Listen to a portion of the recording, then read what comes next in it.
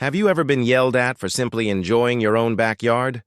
Well, that's exactly how my Friday nights used to begin, until HOA Karen decided my music was the neighborhood's enemy number one. The moment she stormed across my lawn, waving her HOA rule book like a sword, I realized that something had to change. And that's how Free DJ Fridays were born. It all started on a warm, late summer Friday. The sun was dipping low, casting golden streaks across the street, and I finally had a moment to unwind.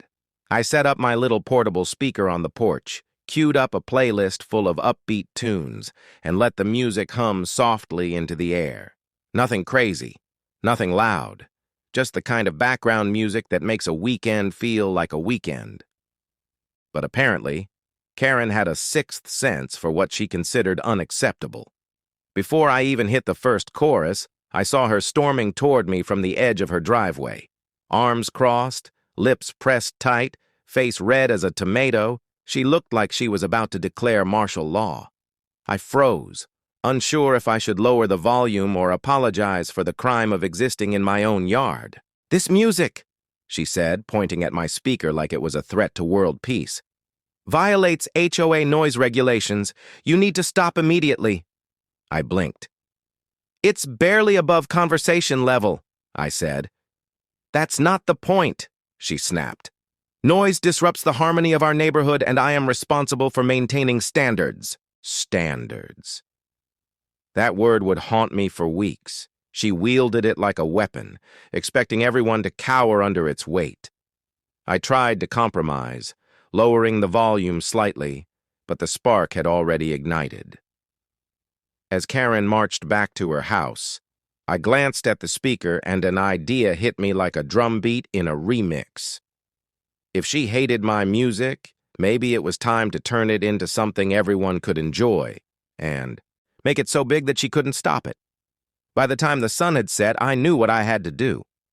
Karen's complaints were the fuel, and the speaker was my spark. What started as a simple backyard playlist would soon become a neighborhood-wide movement, one beat at a time. Little did I know that my next Friday would change everything. After that first confrontation, I couldn't stop thinking about Karen's reaction.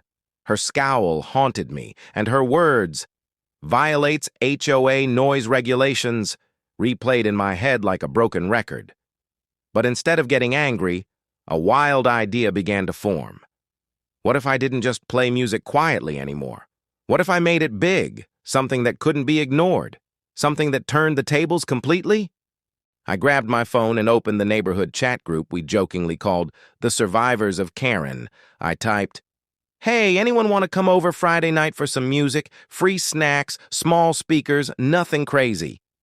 Within moments, replies began flooding in. "Yes! Finally! I'll bring chips!" Even Mr. Thompson, the 70-year-old retired postman, texted, "Count me in." That's when I realized I wasn't alone. There was a whole group of neighbors who were tired of tiptoeing around Karen's imaginary rules. I spent the next few days preparing. I dragged out my old DJ setup from the garage, dusted off the speakers, and began curating a playlist that was upbeat, fun, and inclusive. I also set up a small strip of LED lights along the porch railing to give the event a festive vibe. Nothing over the top. Just enough to make it feel like a proper neighborhood gathering. Word started to spread faster than I anticipated. Neighbors I hadn't even met waved at me across the street. A few slipped notes under my door offering to help with chairs, drinks, or even extra speakers. By Thursday evening, I had enough equipment, volunteers, and energy to host a small block party disguised as a music night. Friday arrived, and the anticipation was palpable. Families, kids, and even a few teenagers carried folding chairs into my yard. Snacks appeared on tables. Some neighbors brought portable lights to create a cozy, welcoming space. And then, of course, Karen showed up. This time, she wasn't just watching from her window.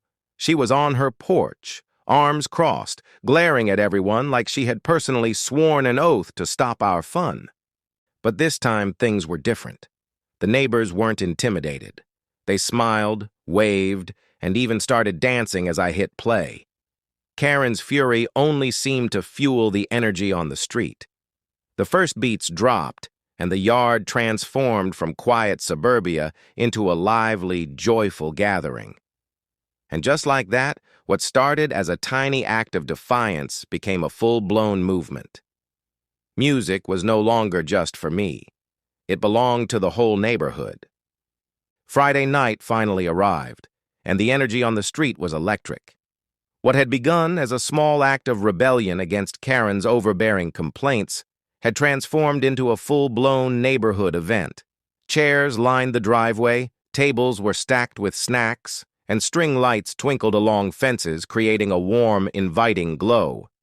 Families, kids, and even teenagers who usually kept to themselves had all gathered, each carrying folding chairs or snacks to share. The anticipation was palpable. You could feel it vibrating through the pavement. At exactly 7 p.m., I pressed play on my DJ setup. The first track, a mix of upbeat pop with a funky bass line, filled the air. Immediately, the atmosphere changed. Kids twirled and spun with glow sticks, parents tapped their feet or clapped along, and neighbors who had previously waved awkwardly from their porches were now stepping forward to dance.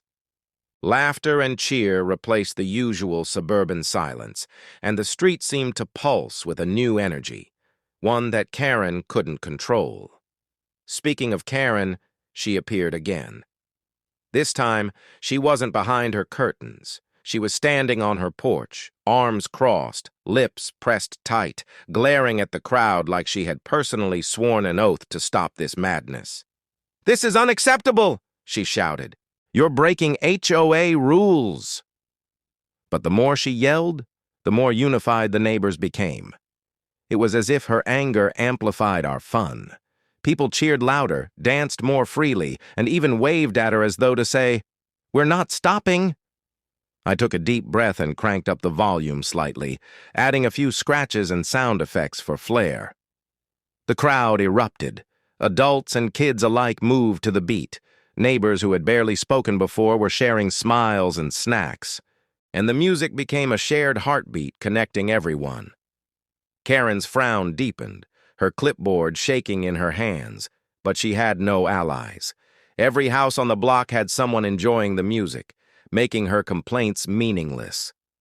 By the end of the night, the yard was alive with conversation and laughter, and even the shyest neighbors had joined in.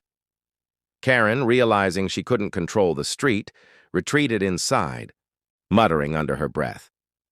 The first Free DJ Friday had succeeded. What started as a small act of defiance had become a unifying event, bringing the neighborhood together and creating something far bigger than I could have imagined. The street had claimed Friday nights as our own, and deep down I knew this was just the beginning. After the first Free DJ Friday, word spread quickly.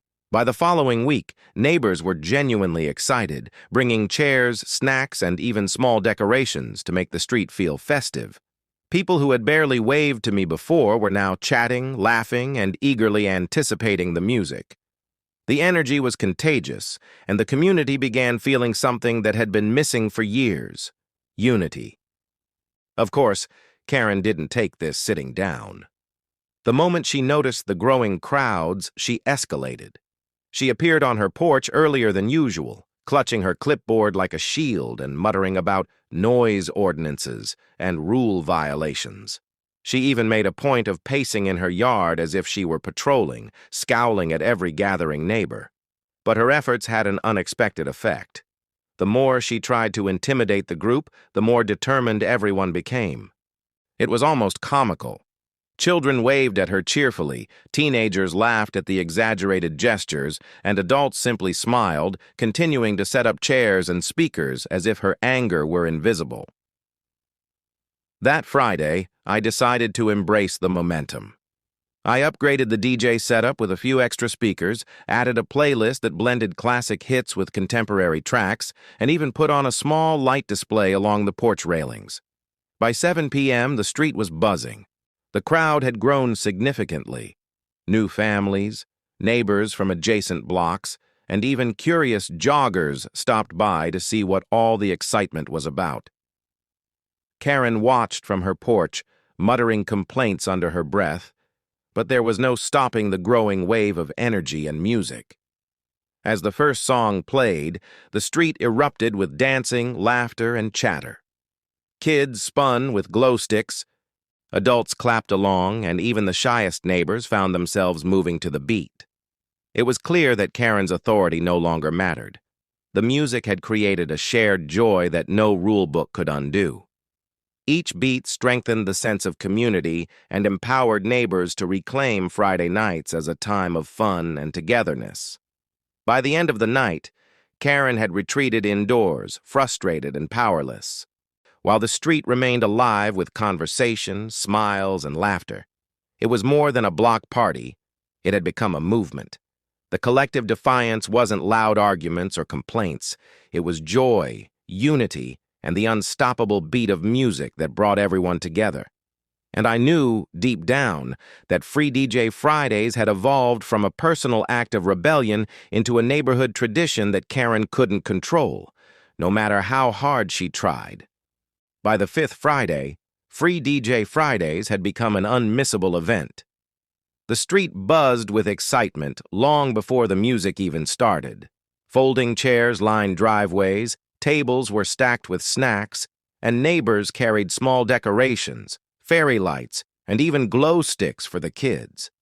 What had begun as a subtle act of defiance against Karen had transformed into a full-blown community celebration. As I set up the DJ equipment, I noticed neighbors chatting animatedly, exchanging stories and laughing together.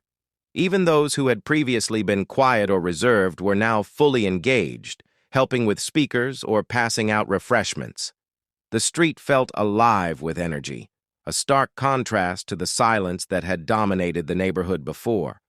It was a transformation I hadn't anticipated. Music had become more than just sound. It had become a unifying force, a symbol of shared joy and rebellion. Of course, Karen couldn't stay away. She appeared on her porch, arms crossed, clutching her clipboard, lips pressed tightly together in frustration.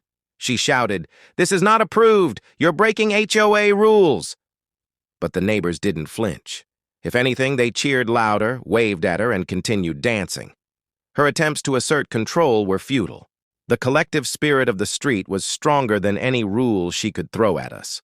I hit play, and the music pulsed through the neighborhood. Children twirled with glow sticks, parents danced in small groups, and teenagers laughed as they practiced synchronized moves. Even Mr. Thompson, the retired postman, shuffled in time to the beat, grinning from ear to ear. Karen's glare, once intimidating, now seemed almost comical in the face of such collective joy. It was clear. The community had claimed Friday nights as their own. As the evening wound down, neighbors lingered on lawns and porches, chatting and smiling under the glow of string lights. Friends exchanged contact information, families swapped stories, and even newcomers joined in. Music had turned a small act of rebellion into a shared experience, strengthening connections and creating lasting memories. Karen, meanwhile, had disappeared behind her curtains, powerless to disrupt what had become a tradition. Packing up the equipment, I felt proud. Free DJ Fridays wasn't just about music or defying Karen. It was about reclaiming joy, building community, and proving that happiness can't be regulated. One speaker, one playlist, one night at a time, we had transformed our neighborhood. And as I looked around at smiling faces, laughter, and dancing feet, I realized something important. Sometimes, a little defiance is exactly what it takes to create something unforgettable. And that's how one simple Friday night turned into a neighborhood tradition, powered by music, unity, and a little bit of rebellion. If you want,